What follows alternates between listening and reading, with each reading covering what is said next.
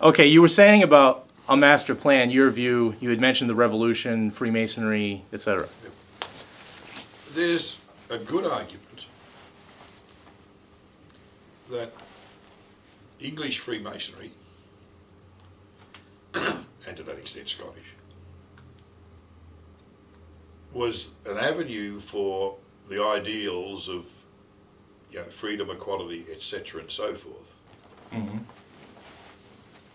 that allowed the people who ran the revolutions concrete thoughts on which to base their thinking. Right. That Freemasonry, the English Freemasonry being to a large extent a democratic organisation and a place where to a certain extent royalty and commoners met on equal grounds, there is a fair argument that says these ideals, having been adopted in England and being suited to the English people, place, call it what you like, fanned the people like Lafayette and Washington, etc. Right. Who then went on with the revolutions. Now, by the same token, there was a vast difference between the two revolutions. I mean, the American Revolution was, in the long run, for independence. Although there was a rumour that wasn't there that they were going to get some English nobility to rule the place. Yeah, I really doubt that, but whereas the French Revolution was an entirely different. It was about revenge against the aristocracy. Against the primarily. aristocracy, and that the people in France had said, "Look, in England, see what's happened." Yeah.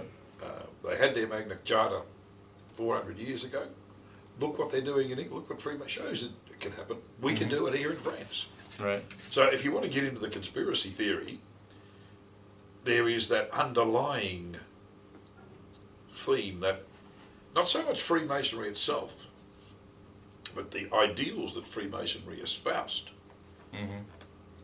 Were convenient were politically convenient, for the people of the time. and they adopted it and they went from there. So And so, but yeah, also again with the Freemasonry connection, particularly in the 1700s, particularly in America, it's really no coincidence that all the players are either Freemasons or connected to Freemasonry, because that's the place where men of action would have organized and where they would have met, Yes. and where they had the secret common ground, yes, etc., that's right. etc.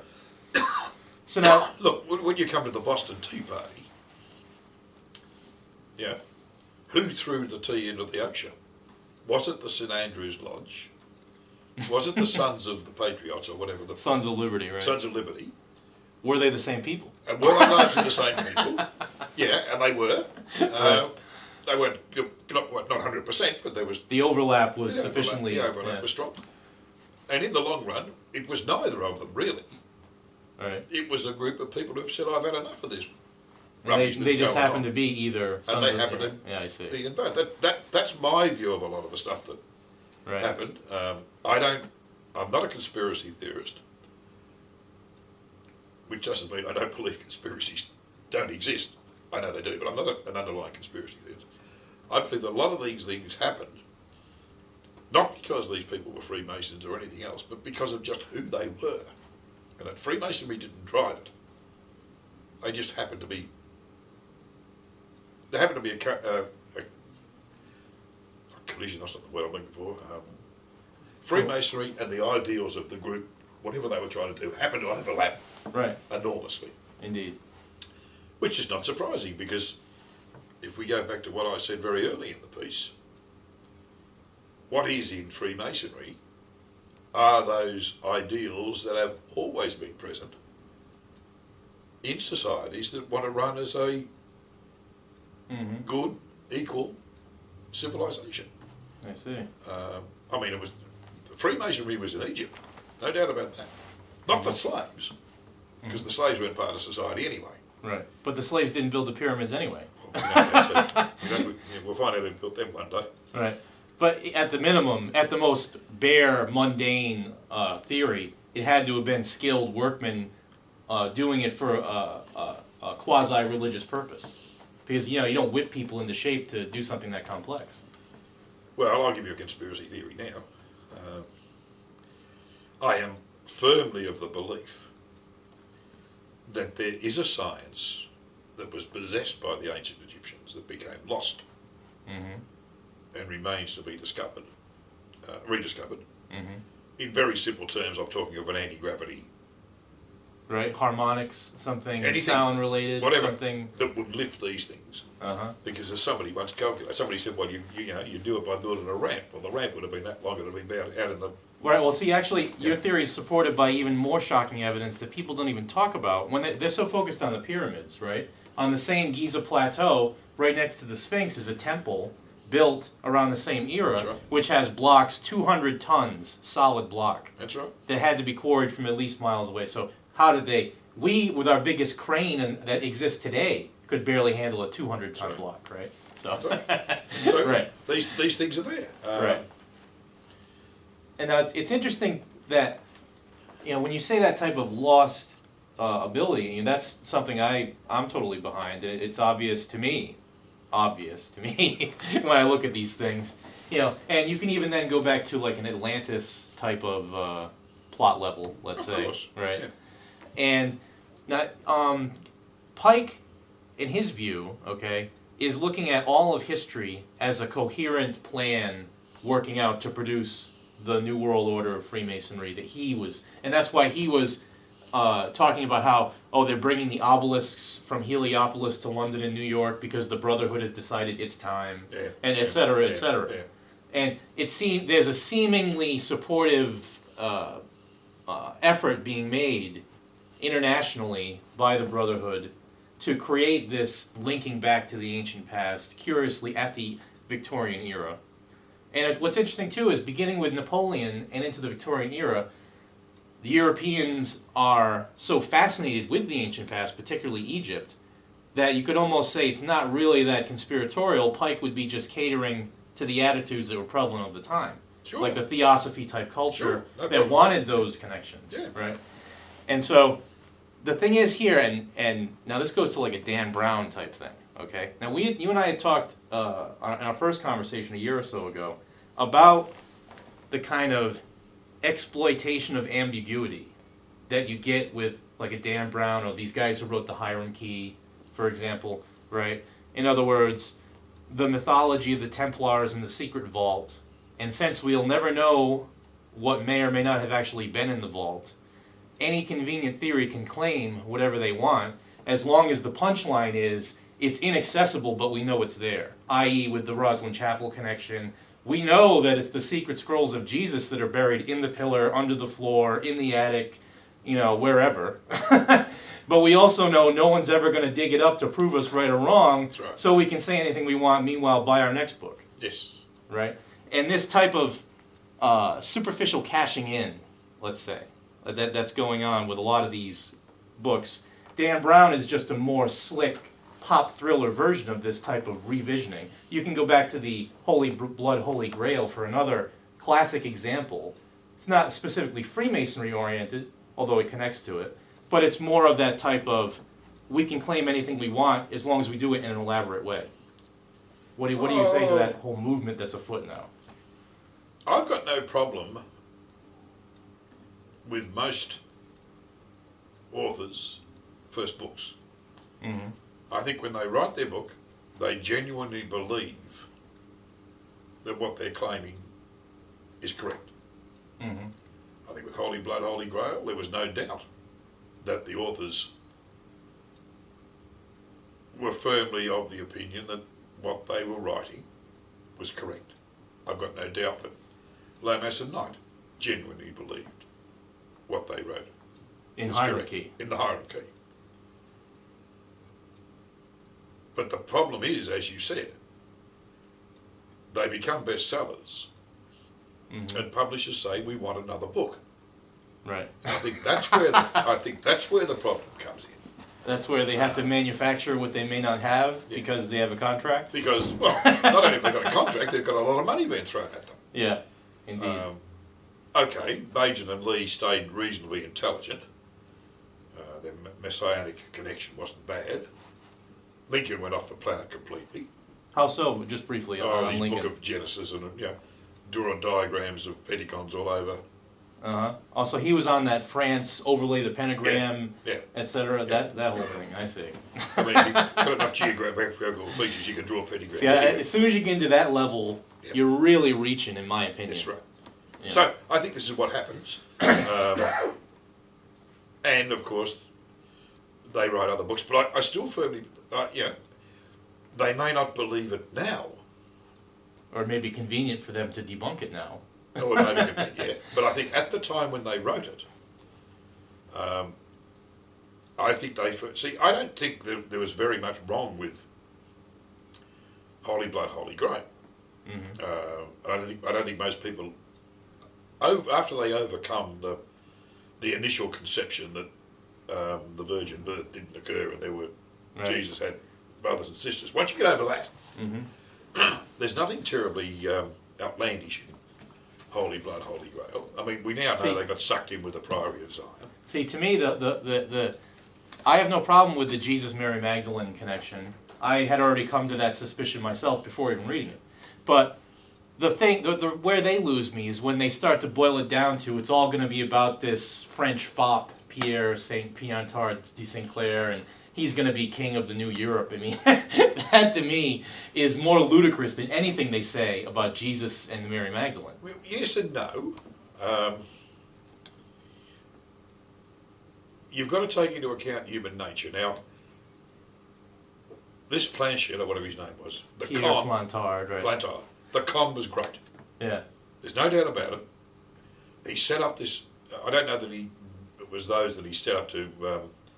He was making some bid for a political re-envisioning of France with himself at the head. Yeah. So, and they fell for him.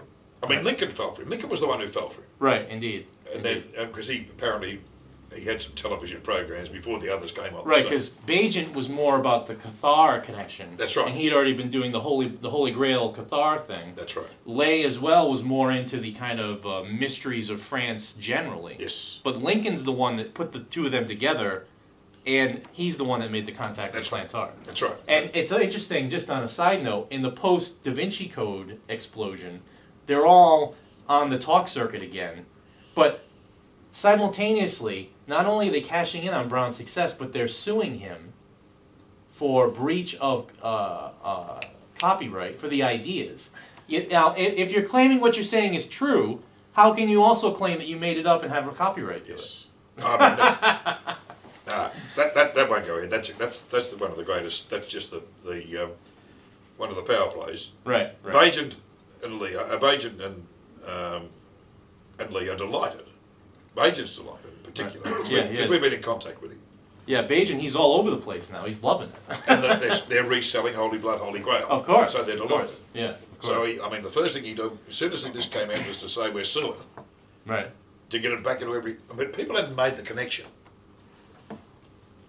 People hadn't read both books. Right. And the fact that Dan Brown has written a fictional version of Holy Blood, Holy Grail wasn't in people's mind. But as soon as Bajent sues, says I'm suing because he stole my ideas. Right. People are into the bookshops trying to find. Right. And there's curiously been a new reissue with talking about the controversy. Of course.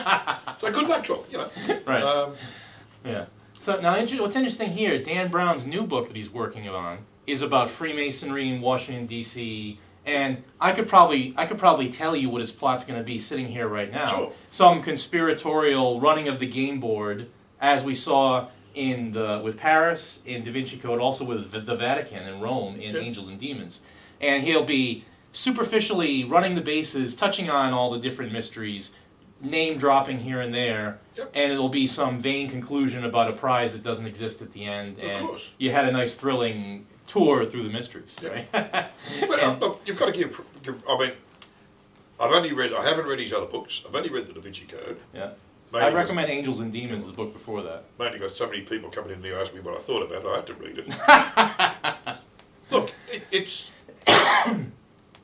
for what it is. It's a very well done, easy to read, page turning thriller.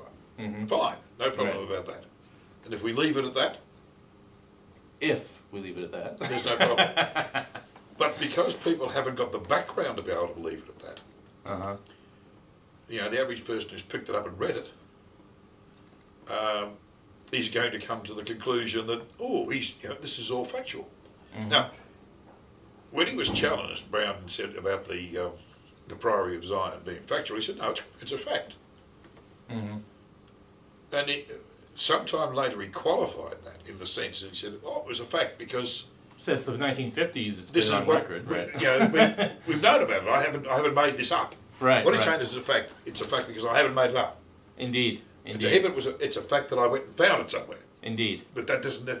Nobody asked him whether it was true. They just asked him whether it was a fact. Two entirely different things. Indeed. You see, Lincoln, in a recent interview, is in this endless series of DVDs about Da Vinci Code, real or not.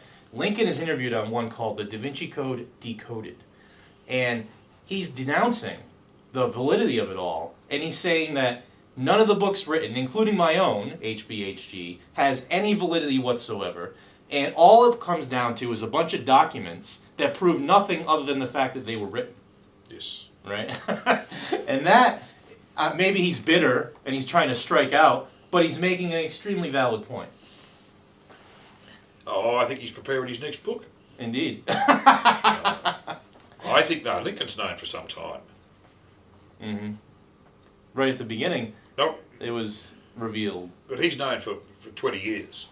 See, the problem is, now I don't know about America, but in Australia, because we're such a small market, Mm-hmm. we don't get a lot of the material that's been produced over in Europe. Mm-hmm. Books I'm talking about, Right. particularly those that are written in French or etc. type languages, because to translate them for our market and get them out, they're not strong. Right. So a lot of the stuff that's been going around over the last 20 years, we haven't heard of, and that makes it even More shocking. sucks you in more here. Indeed. But when you read the mysteries of the Rennes Le Chateau, the bloke who's debunked the whole thing and told Right. the whole story, and you find out he wrote this. They've known this for 20 years. How come Right. we haven't heard about it? Yeah. See, the That's why. Rennes Le Chateau thing to me is just a bunch of smoke and mirrors, and there's really not anything going on there. No, that's right. That's right. That's the proof. Yeah. And really, the closer you look at it, the more it falls apart. But it makes for an intriguing story. Oh, where'd the priest get his wealth? Oh, that really is all it hangs on. That's right. That's You know? right. And so there's a lot of nonsense there, but it makes for thrilling narrative when you throw in a chase scene and conspirators on one side or the other, etc. Of course. And let's face it, human nature, we love a good story. Right. Of course we do. We love a good mystery. So now here I come to the key point for me personally, okay? I'm a writer. I'm working on my first book. And I'm not going to go down the HBHG trail of claiming it's all real, right? Or the Dan Brown, we know this is fact. I'm going for a more fictionalized view, right? My main character is an agent of the New World Order who sees through the conspiracy and etc. Apocalyptic settings. But in the context of setting it all up, I'm bringing to the fore all of my research, which includes all these sources myself, right? And I know for a fact that in the post-Da Vinci Code climate, particularly after Brown's next book, which is going to be even more sensational because he's exposing Freemasonry, right? That it's a bonanza for books of this type, right? And I can easily make a big splash with it. So now when I'm looking at it from my point of view as the author, I know the tricks of perception that everyone else has played. I know the whole conspiratorial piano and which keys to hit in what order to make a catchy tune.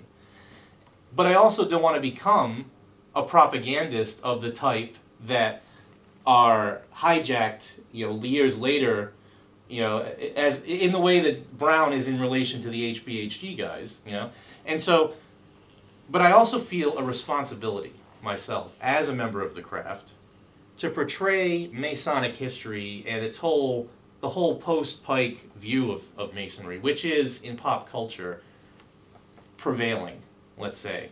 And when I say the Pike view, what I mean is the idea that Freemasonry has set everything up to be where we are today, right? And my view is there is a way to portray all of that in a balanced fashion that draws the whole game board into context, right? And we'll have the same type of intriguing follow the clues mystery, but doesn't have to be like most of these books, Hiram Key, for example, about a treasure hunt that's never going to pay off. Or B, the Brown approach, it's really going to be just a thrilling chase sequence. Or C, the, let's say, expose of the secrets approach. I don't want any of those. I'll be using the same elements that they are in constructing my plot. And a lot of my views, you know, I take the Masonic oaths very seriously, for example. I would never reveal past scripts, etc., all these different things that are the secrets. But there is such a coherent undercurrent to the symbolism in Freemasonry, and as we had talked about earlier in here, it is kind of a creation-discovery duality. Mm-hmm. In other words, for example, I can articulate an argument for the calendar of light and its connections to the through the centuries secret orders up to our own era that explains the apocalyptic season that we're in from 2000 to 2012, which is the current plot level that everyone's obsessed about. I can calculate and explain all of that better than anyone else has yet. If they've written a book better, I haven't read it yet. And I've read all those books. I've read it all, okay? Everybody eventually falls into one of those three traps. A treasure hunt to nowhere, a chase sequence with no point, or a shocking expose. Sooner or later, they're going to fall into one of those three traps, and I can't think of a book that doesn't fall into those traps. So my point of view is a fictionalized explanation of the apocalyptic era that we're in that uses the Freemasonry symbolism in the context of the unfolding G, not conspiracies of evil men in dark rooms, right? But the idea that it almost goes to the idea of the Gaia principle, right? This may sound I'm coming from out of left field, but really not. The Gaia principle, the idea that the planet is conscious, it's alive. We're the brain cells, right? You can look at Freemasonry as the unifying crystallization of symbolic thought within the planetary brain. And you can look at the Pike Victorian era onward through the 20th century as that symbolic matrix, let's say, permeating and taking over the collective consciousness, society per se. And it's a very coherent stream that leads up to the apocalyptic era that we're in now. And everything that's happening now, apocalyptically, results from a lack of understanding of the big picture. The war on terror, the conflict between the West and Islam. It's all misunderstanding. And it's all driven by false conspiracy theories, 9/11 onwards, let's say. And so, to me, and I'm kind of going off with seemingly no point here, but to me, the collective consciousness, the planetary brain, is crying out for one book that will define the whole picture in a good way, in a positive way, that is symbolically connected to result in a payoff that is actually about the illumination of the individual, let's say, instead of about whether you dig up the secret treasure at the X marks the spot. So all of that, that's where I am. So I'm trying to be as calm and complete as possible in my approach. How much independence of thought does the collective consciousness have? How much independence of thought? Yeah. I think the collective consciousness really is not that independent, and it's driven by the powerful symbolism currently in the air, let's say. And that there's a response mechanism between the collective consciousness, the media, and the all-seeing eye. Because to me, the all-seeing eye is the eye of the planet, the collective consciousness as it's looking at the current moment. And the rays, if you look at the Egyptian sun disk as the example, the rays that come down, they're handing you the Ankh, let's say, in the old Akhenaten iconography. These rays that emanate from the eye, or from the collective consciousness, they are the strings, the cosmic strings that puppeteer all events in linear time. And of course, the evil conspiracy theory is that all-seeing eye represents the Luciferian consciousness, and the evil Freemasonry conspirators are holding the strings and doing its bidding, right? But to me, the eye represents the goddess, the planet, right? What I call the mistress plan, not a master plan, which is evil and about enslaving the world. A mistress plan, which is about the symbolism coherently organizing the collective consciousness such that individual evolution is the result. Now, what do you think of all that? If the collective consciousness has no independent thought, how can it come up to conclusions? How can it conclude that it needs a particular event?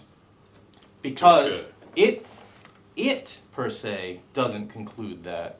It's up to us as elements of the I, let's say, to see correctly. All right? And by what I mean by that is we must respond effectively to the symbolic puppeteering that's coming down from the collective consciousness. At the level of the collective consciousness, the all-seeing I, it thinks in a strictly Platonic idea symbolic level. And then that is broken down into the cave, Platonic cave, of us in linear time. And the connection between the all-seeing I, which is ambivalent and not concerned with the details of linear time, only concerned with this pattern that's being enforced or working itself out, the connection between us and that level is held by the intermediaries, so-called Illuminati, right? But here's the thing, the Illuminati aren't an evil conspiracy within Freemasonry per se. The Illuminati is really made up of whoever has the most firm grasp on the strings. And who that person is the person that can most effectively define the symbolic plan unfolding. So because of the ambiguity of symbolism and the fact that there may be no plan per se, there's not the plan. All that ever is my plan, whoever I am. And if I can define it better than anybody else, then it'll be taken as the plan. And that's what happens all over the place with these conspiratorial movements. And now it's just waiting to happen at the global level in an apocalyptic context, which is not negative. And that's, people are dying to eat it up. We know that for a fact. The Da Vinci Code popularity proves it. But what they want is, they want something that's going to empower them personally, and that's going to be positive and not about some evil takeover. You look at like David Icke, I'm sure you may be familiar with him. He's the guy saying that it's all about evil reptilians controlling us, right? And that Freemasonry and the all-seeing eye is an evil alien conspiracy to enslave humanity. Well, that's nonsense, but it appeals to the pop culture. The reason people respond, this guy Icke, for example, he's selling out, 6,000 strong auditoriums, right, with this nonsense. The reason he's successful is the same reason Dan Brown is successful. It's that the all-seeing eye's symbolic matrix coming down on us is made up of these type of concepts. And it's up to us to put them together in the best way. Icke puts them together in a way that's completely shameless, in my view. Brown puts them together in a way that's superficial, yet entertaining. The Lincolns of the world are somewhere in between. So my view is that there's a better way to do it, and that's what I'm trying to do. And I know I'll be successful, but the question is, will I achieve my success or one of those other three? And that depends, I think, on how I use the symbolism. So, seems to me that you've still got an inherent internal self-contradiction in the collective consciousness concept. How so? Well, either it can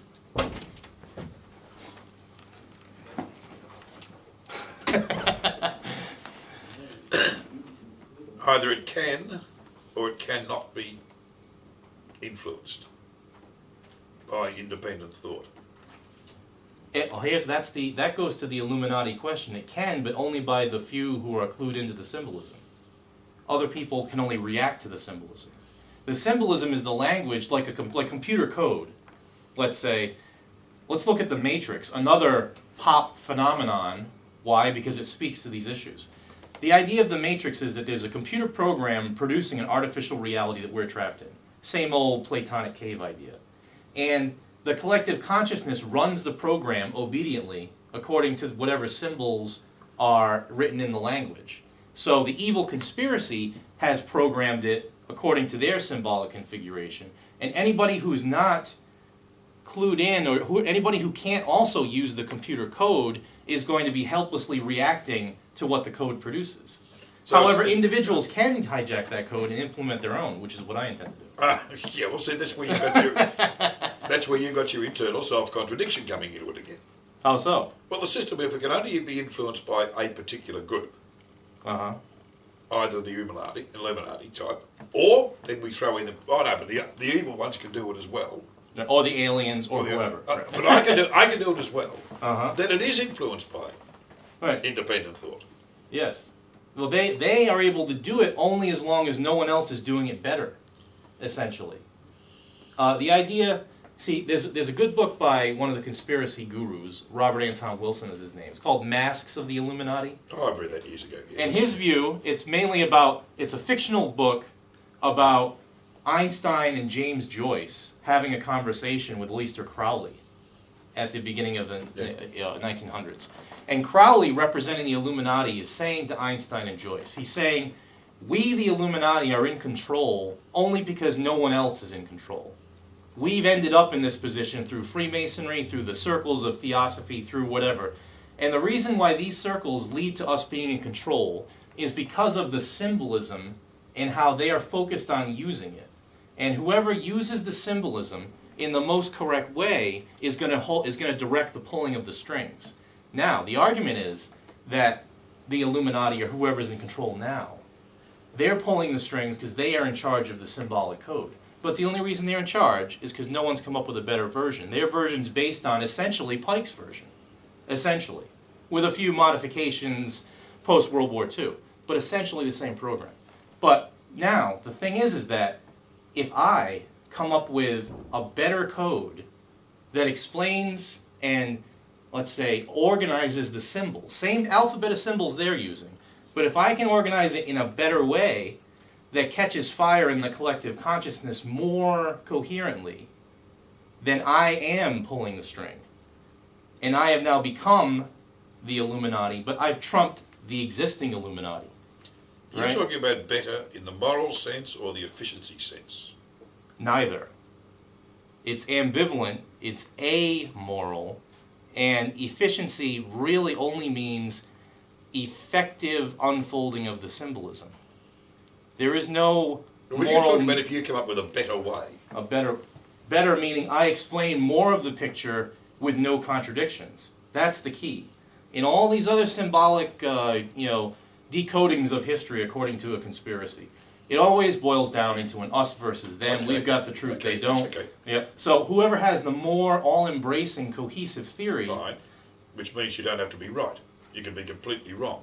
I can be completely wrong. I can be completely right in theory, but the sense, this is proceeding from questions that have no answer. My answer, if it's the most effective, will be the answer, right? Yeah, excuse me. Okay, we'll pause on that point.